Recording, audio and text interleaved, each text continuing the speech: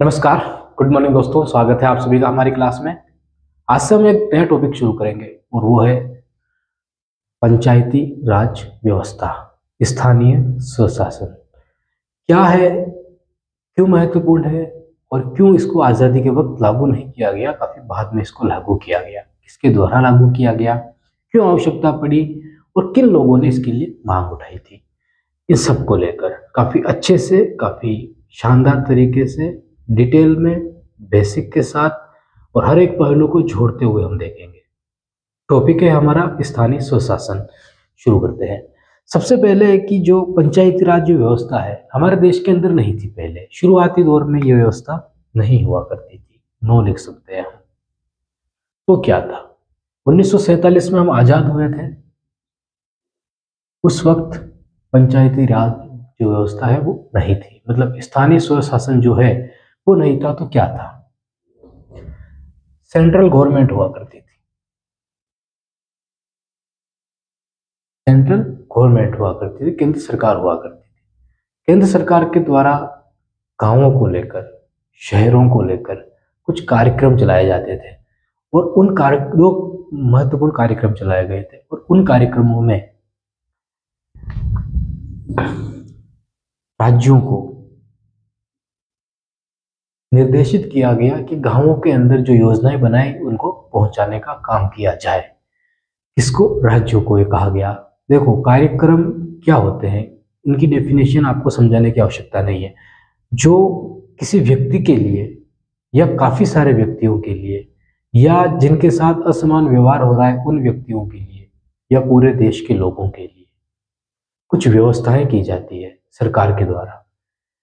वो व्यवस्थाएं होती है कार्यक्रम, और उनको उन व्यवस्थाओं के जरिए अगर उन लोगों के लिए काम की व्यवस्था की जा रही है, उन लोगों के लिए पैसे की व्यवस्था की जा रही है, या स्वास्थ्य की व्यवस्था की जा रही है, सड़कों की व्यवस्था की जा रही है, या फिर उन लोगों के लिए शिक्षा की व्यवस्था की जा रही है। ऐसे काफी सारे लोग हैं इस देश के अंदर, और शुरुआत में तो काफी सारे थे, सभी थे, ठीक है, जिनके पास शिक्षा नहीं पहुंच पा रही थी। उन लोगों के लिए शिक्षा की व्यवस्था करना। जो बच्चे गांव के हैं उन गांव के बच्चों के लिए दिल्ली में बैठी हुई सरकार उन गांवों तक योजनाएं पहुंचाने का काम कर रही थी, ठीक है। तो उसी को हम कहते हैं कार्यक्रम। तो राज्य जो थे, राज्यों के माध्यम से हर स्टेट के अंदर उन योजनाओं को लागू करवाया गया और कहा गया कि गांवों के लिए है। लेकिन समझना है कि जो ये पूरा मॉडल था सरकार का, ठीक है, पूरा मॉडल जो था वो विफल रहा। अब ये विफल क्यों रहा? जब ये मॉडल विफल रहा तब बलवंत राय मेहता समिति, आपने नाम सुना होगा, उनको कहा गया कि आप जांच कीजिए, आप पता लगाइए कि भारत के अंदर जो योजनाएं गांवों को लेकर शुरू की गई वो योजनाएं असफल क्यों हो रही है, वो योजनाएं विफल क्यों हो रही है, उनके पीछे के कारणों की आप जांच कीजिए। जब उस कमेटी ने जांच की तब कमेटी के माध्यम से क्या निकल के आया। ये बात थी 1957 की। आपने राजीव गांधी का स्टेटमेंट सुना होगा, उन्होंने कहा था कि हम पैसे भेजते हैं केंद्र से, 100 रुपए भेजते हैं, लेकिन वो पैसे पहुंचते हैं गाँव के अंदर। तो इस तरह की बातें जो कही गई वो यही मॉडल था, उनके द्वारा जो कहा गया, जो बातें कही गई वो यही मॉडल था। इसको बाद में बदला गया और एक नया मॉडल लाया गया, पंचायती राज व्यवस्था।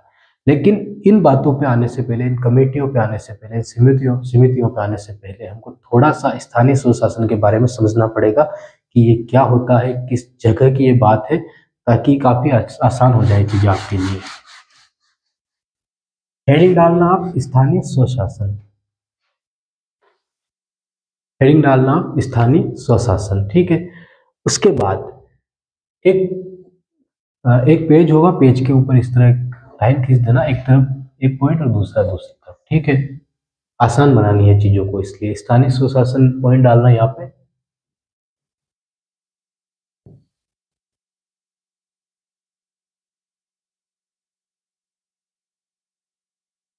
स्थानीय स्वशासन, ठीक है। अब देखो, स्थानीय स्वशासन क्या हो सकता है, आप खुद सोचिए। किताबों को भूल जाइए, कहीं कोचिंग की है तो उसको भी भूल जाइए, आप खुद सोचिए।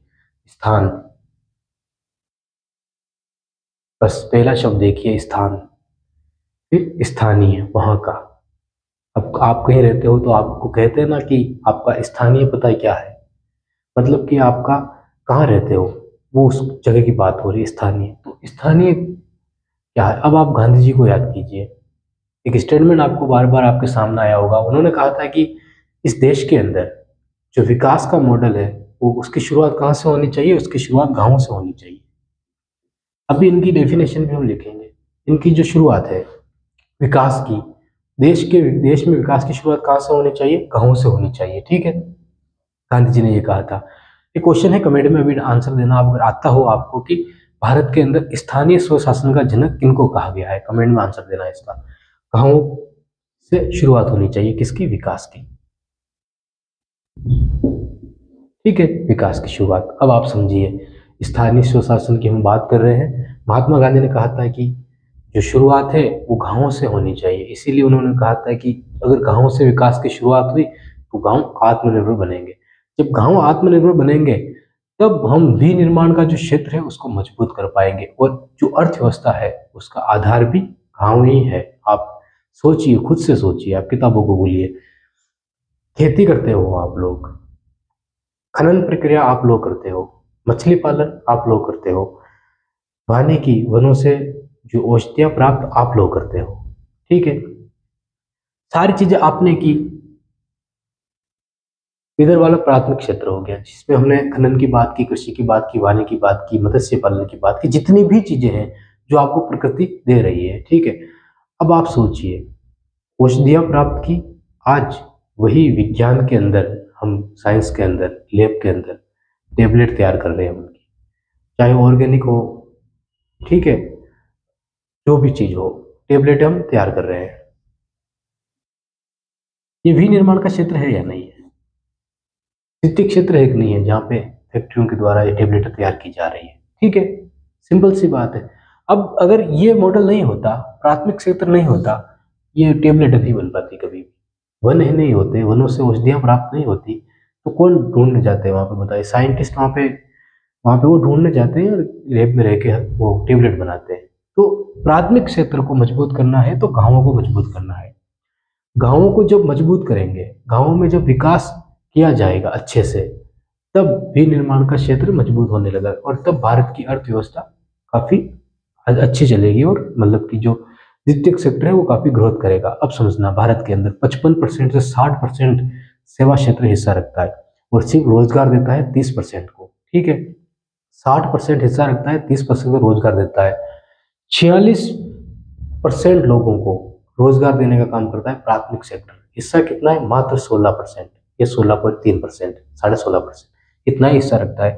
तो गांधी जी ने चाहे कहा हो या ना कहा हो, कहा तो है, लेकिन अगर वो नहीं भी कहते तो भी हमारे लिए सबसे महत्वपूर्ण चीज यही होती है कि विकास का जो मॉडल है वो गांवों से ही शुरू होना चाहिए, फिर वो शहरों की तरफ बढ़ना चाहिए, फिर वो दिल्ली की तरफ जाना चाहिए, लेकिन शुरुआत गांवों से होनी चाहिए थी। हमने इसका उल्टा किया था। हमने संस्थाएं बनाई, सारी चीजें बनाई, और फिर कुछ योजनाएं बनाई जो गांवों के लिए बनाई, और इस कारण हम इसमें क्या रहे? बिल्कुल असफल रहे। तो आप इसको समझिए इस चीज को, क्योंकि हम असफल क्यों रहे? क्योंकि हमने जो शुरुआत की थी वो गलत तरीके से शुरुआत की थी। अब पहला पॉइंट है, इसके अंदर देखो आपको क्या लिखना है। हमने स्थानीय स्वशासन बनाया, 73वां 74वां संविधान संशोधन जो हुआ उसके अंदर हमने समझा।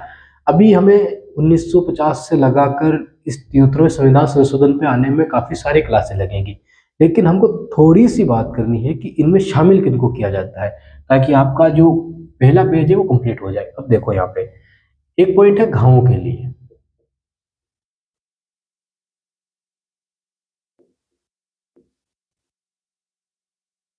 एक पॉइंट तो होगा गांवों के लिए सरकार, एक पॉइंट होगा शहरों के लिए सरकार।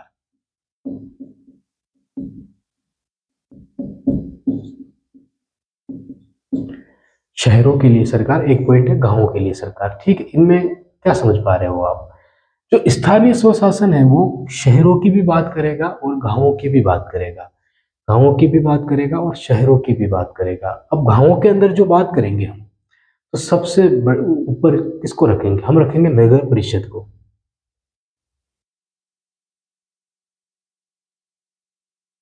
नगर परिषद को, ठीक है। उसके बाद ग्राम पंचायत।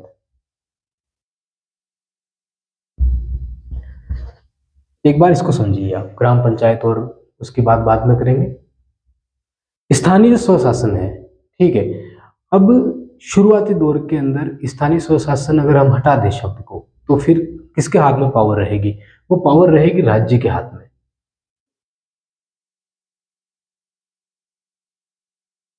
राज्य मतलब स्टेट की बात हो रही है। राज्य मतलब भारत के नहीं, स्टेट की बात हो रही है। स्टेट मतलब कि हमारा जो राज्य सरकार है, जैसे राजस्थान हो गया, राजस्थान में जो राजधानी है जयपुर, जयपुर से ही को किसको चलाया जाएगा? गांवों की सरकारों को भी चलाया जाएगा और शहरों की सरकारों को भी चलाया जाएगा। पहला स्तर होगा दिल्ली, ठीक है, केंद्र सरकार। दूसरा स्तर होगा जयपुर, राज्य सरकार। और तीसरा स्तर कौन सा होगा? ये स्थानीय स्वशासन, जिसको 73वें संविधान संशोधन के अंतर्गत जोड़ा गया, ठीक है। तो इसको ध्यान रखना, ये सबसे निचला स्तर है अब तक का। क्यों? क्योंकि दो स्तर ऊपर हुए, कौन सा? केंद्र सरकार और राज्य सरकार, ठीक है। तो राजधानी, दोनों की राजधानी हो गई। उसके बाद इसको लाया गया, स्थानीय स्वशासन को लाया गया। स्थानीय स्वशासन को लाया गया तो मतलब कि अब तक का, अब हो सकता है कि गांवों के अंदर भी और ज्यादा मतलब डेवलपमेंट किया जाए और कुछ लागू कर दिया जाए, ठीक है। जैसी व्यवस्था स्थानीय स्वशासन बनाई गई, ऐसे ही गांवों के अंदर कुछ बना दिया जाए, किसी को पावर दे दी जाए। अब ये जो मॉडल है, इसको समझना आप, विकेंद्रीकरण का मॉडल है ये।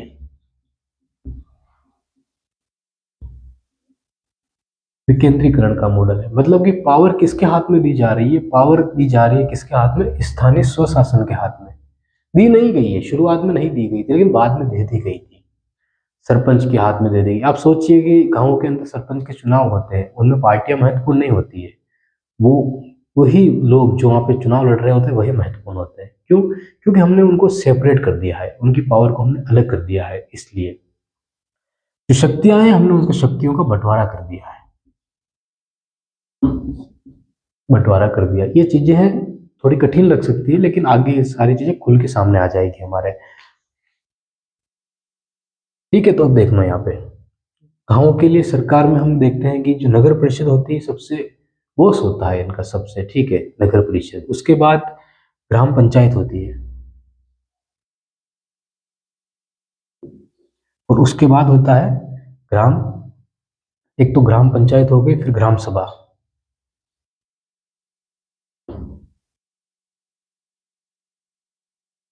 नहीं, ग्राम पंचायत,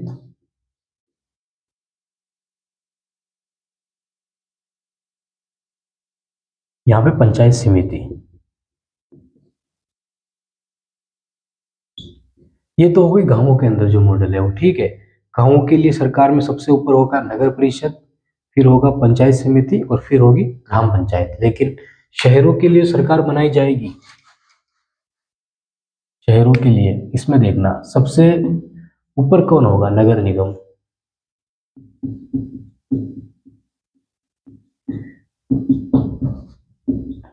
नगर निगम के बाद नगर परिषद।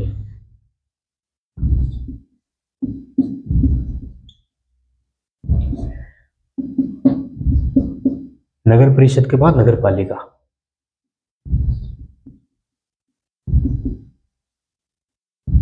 ये शहरों का मॉडल है, ये गांव का मॉडल। एक बार इसको उतारिए, उसके बाद आगे देखते हैं।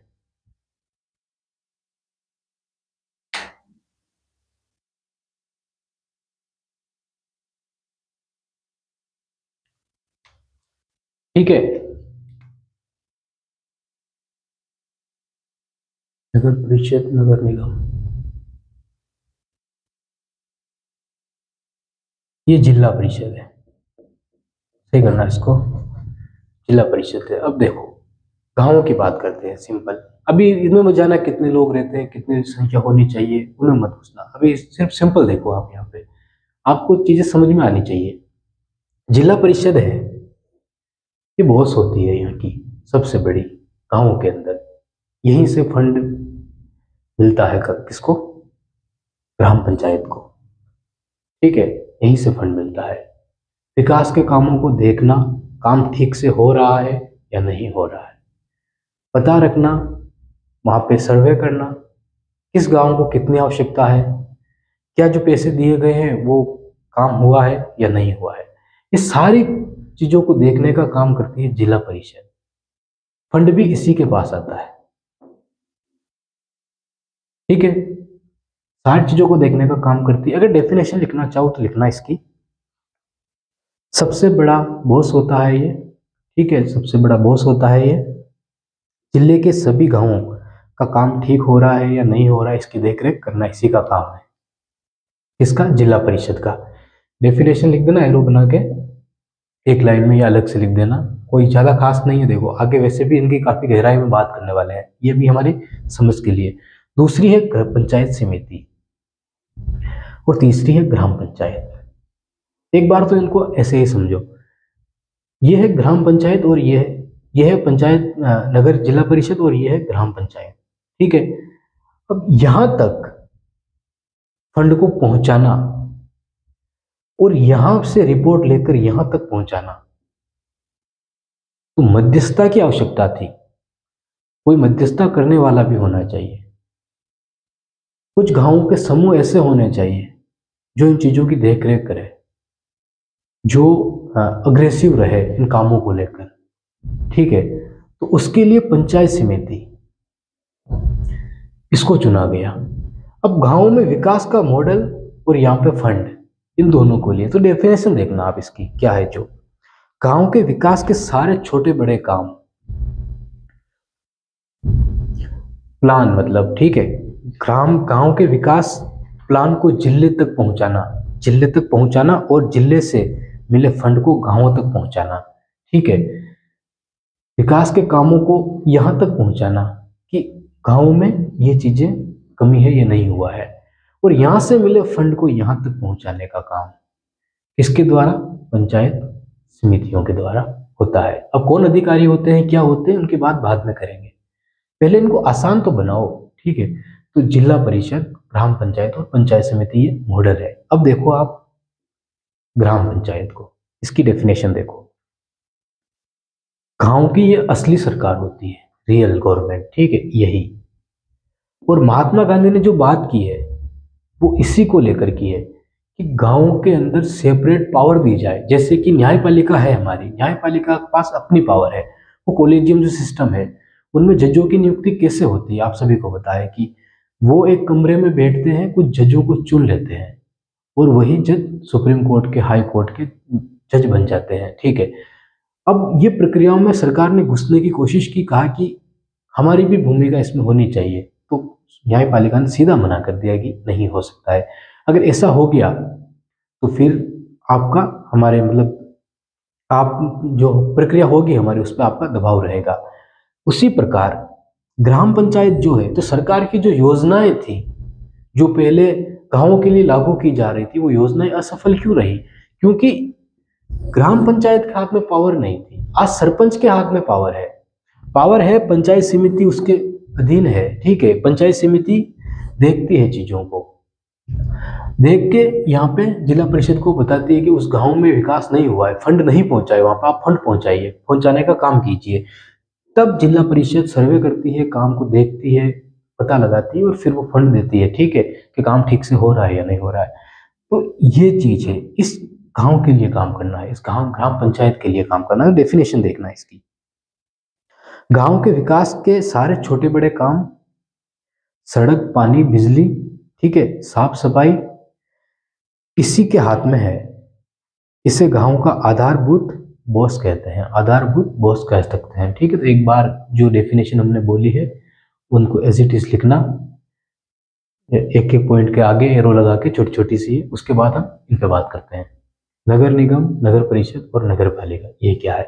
सिंपल सी बात है, ये भी वही है जो हमने ये कहा है। जो नगर निगम है ये सबसे बड़ी इकाई होती है, गांव शहरों की सबसे बड़ी इकाई, जैसे दिल्ली हो गया, चेन्नई हो गया, जो बड़े बड़े है वहाँ पे पूरी तरीके से डेवलपमेंट हो चुका है, स्मार्ट सिटीज हम कह सकते हैं उनको, ऐसे स्थान को हम नगर निगम कहते हैं, ठीक है। फिर नगर परिषद और नगर पालिका, जो आपने देखा होगा, आप जानते हो कि ये दोनों क्या है और किस प्रकार काम करते हैं।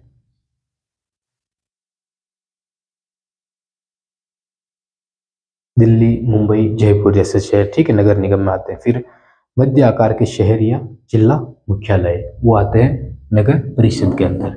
और फिर नगर पालिका, नए बन रहे कस्बों की सरकार है, ठीक है, जो कस्बे नए बन रहे, जैसे ही कोई गांव शहर में बन रहा होता है, शहर बन रहा होता है, सुविधाएं पहुंच रही होती है, वहाँ पे अस्पताल पहुंच रहे होते हैं, सड़कें बन रही होती, लाइट पहुंच रही होती, जब वो एक डेवलपमेंट शहर की तरह दिखने लगता है शुरुआती में, शुरुआत के अंदर, तो हम उसको कह देते हैं कि ये नगर पालिका बन रही है। ठीक है, तो एक बार इनको उतारिए और फिर आगे बात करते हैं।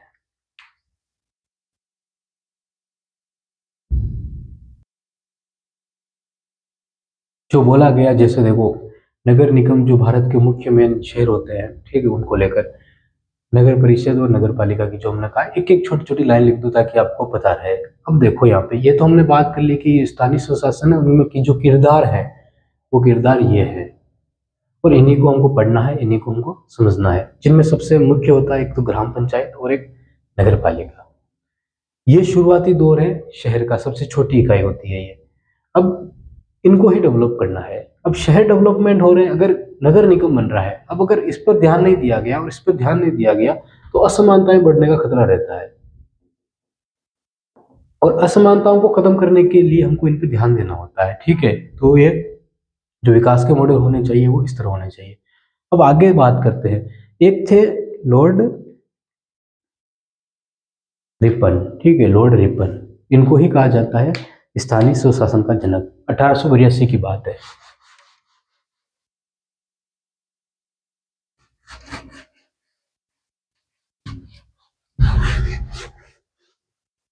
तीन पॉइंट है, देखना समझना है इसको। पहला तो है कि जो कानूनी अधिकार है, अब चाहे कितनी भी पावर हम किसको भी दे दें, लेकिन लास्ट जो पावर रहेगी वो राज्य सरकार के पास ही रहेगी इन अधिकारों को लागू करने के लिए।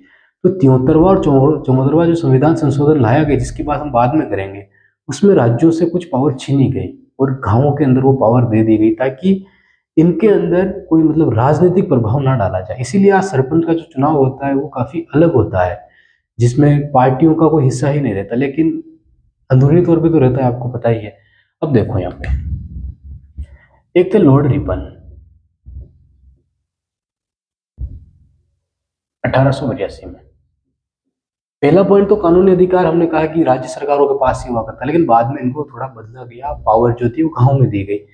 दूसरी चीज है कि लॉर्ड रिपन जो है ये 1882 में अधिकारी थे, एक ये अंग्रेज अधिकारी थे। इन्होंने कहा था कि जो स्थानीय स्वशासन है, मतलब कि जो स्थानीय लोग हैं, स्थानीय अधिकारी है, उनके हाथों में पावर देनी चाहिए।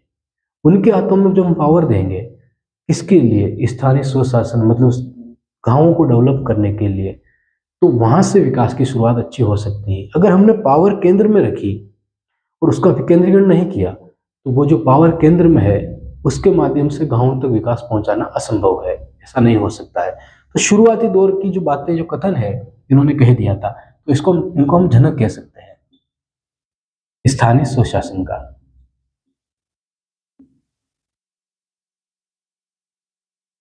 स्थानीय स्वशासन है, दूसरा पॉइंट हो गया। तीसरा पॉइंट है महात्मा गांधी।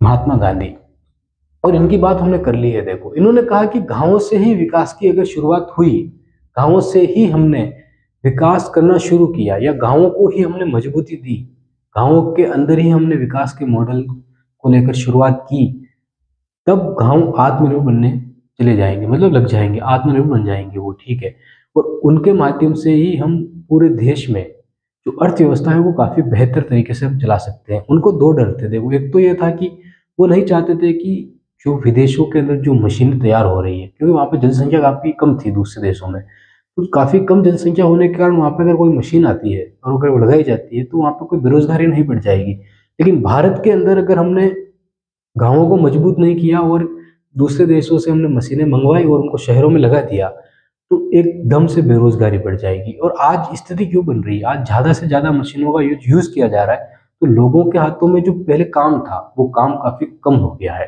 अब जिनके पास पैसे हैं ज्यादा, वो तो मौज में है। अब जिनके पास पैसे नहीं है, वो पैसे कहाँ से कमाएंगे? वो ज्यादा से ज्यादा एक गाड़ी खरीदने के लिए पैसे इकट्ठे कर सकते हैं, कार खरीदने के लिए कर सकते हैं, लेकिन कोई बड़ा धंधा खोलने के लिए वो पैसे नहीं ला सकते। या तो उनको लोन लेने पड़ेगा, जमीनें बेचनी पड़ेगी, उसके अलावा उनके पास कोई रास्ता नहीं रहता है। क्योंकि जो पैसों की कीमतें पहले हुआ करती थी, जैसे कि काफी कम रुपयों में हम काफी ज्यादा चीजें खरीद सकते थे, अब वो कीमतें घट गई है, वो पैसे रुपए उतने ही रहे, लेकिन जो चीज़ें खरीदनी है उनकी कीमतें काफ़ी ज़्यादा बढ़ गई है।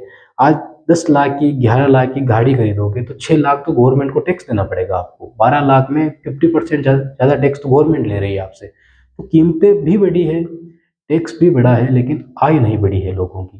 कारण क्या है? कारण है कि महात्मा गांधी ने जो बात कही थी कि विकास का मॉडल गांवों से शुरू होगा। जब गांव मजबूत होंगे पूरी तरीके से, तो द्वितीयक जो क्षेत्र है वो अपने आप ही मजबूत हो जाएगा। लेकिन हमने क्या किया? गांवों पे ध्यान कम दिया। ध्यान तो दिया लेकिन योजनाएं गांव में पहुंची ही नहीं। ना तो बिजली पहुंची, ना ही पानी पहुंचा। आज भी 6 घंटे 5 घंटे लाइट आती है, और शहरों में 24-24 घंटे लाइट आती है।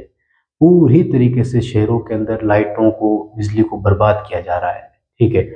लेकिन गांवों के अंदर इतनी लाइट की आवश्यकता ही नहीं है, तो भी वहाँ पे लाइटें नहीं दी जा रही। और शहरों के अंदर इतनी ज़्यादा बर्बाद की जा रही है लाइटें, फिर भी शहरों में लाइटें 24-24 घंटे पहुंचाई जा रही है। तो हमने गांवों पे ध्यान देने की बजाय हमने शहरों को ही डेवलप कर दिया।